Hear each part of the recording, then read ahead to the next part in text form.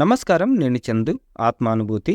మనిషి కోరికలు 2 శక్తివంతమైన ప్రేరణల ద్వారా వ్యక్తమవుతుంటాయి.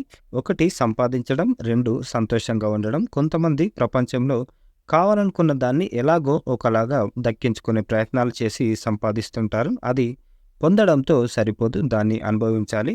అనుభవంతోనే ఆనందం. ఇల్లు కట్టడం ఒక ఎత్తు, ఆ ఇంట్లో ఆనందంగా జీవించడం మరో ఎత్తు. జీవితాంతం ఒకదాని తర్వాత మరొకటి ఆనందపు ఛాయల వెంట పడుతూనే ఉంటాం. ఇంత తాపత్రయంతో ఎంతో సమయాన్ని వెచ్చిస్తూ పరుగులు తీసే మనిషి అసలైన ఆనందాన్ని ఇంతవరకు పొందుతున్నాడు. జీవితంలో ఆది నుంచి మనిషి మనసు ప్రాపంచిక సంపదలను దక్కించుకునే ప్రయత్నాల వైపే అన్వేషణ సాగిస్తుంటుంది. ఏం కావాలి, ఎంత కావాలన్న విషయంలో పరిమితులుండవు. ఆ ప్రయాస అనంతంగా కొనసాగుతుండడం వల్లే అసంతృప్తి. ఒకటి సొంతం కాగానే మనసు మరో దాని మీద దృష్టి పెడుతుంది. అదొక తీరని దాహం. ఏ విషయంలోనైనా తీవ్ర వాంఛలు ప్రశాంతతను పోగొడతాయి. ప్రశాంతత లేని జీవితం బాధమయం.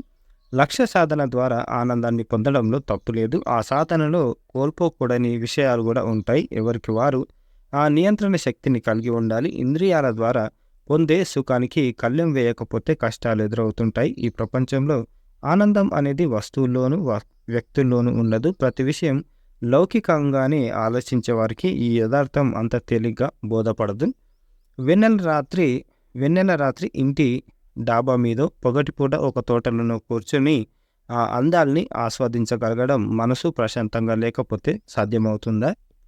ఆనందించడానికి మార్గం మాత్రమే ప్రకృతి ఏర్పరుస్తుంది. అనుభూతి చెందకపోవడం మనిషి మీదే ఆధారపడి ఉంటాయి.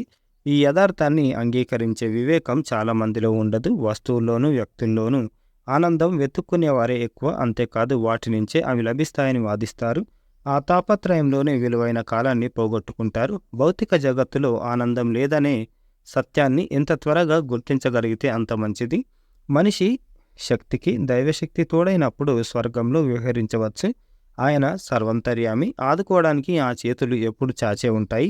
దైవానుగ్రహం సూర్యరశ్మిలా ప్రకాశిస్తూనే ఉంటుంది. ఆయన కరుణ అంతులేనిది. మనిషి వేసే తప్పటడుగులు, తప్పుడు ఆలోచనలు సరిచేసుకునేందుకు అనేక అవకాశాలు లభిస్తూనే ఉంటాయి. వివేకం పనిచేయాలి.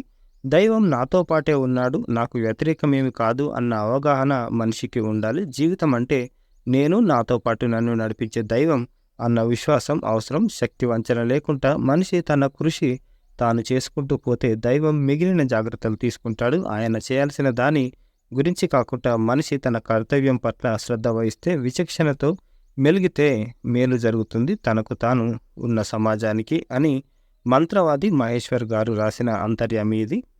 ఆత్మానుభూతి అంటే సంతోషం ఎట్లా దొరుకుతుంది అనేది సారాంశం. ఇది ఈ రోజుకు సంబంధించిన ఆర్టికల్. లైక్ చేయండి, షేర్ చేయండి, సబ్స్క్రైబ్ చేయండి. Thank you. ధన్యవాదాలు.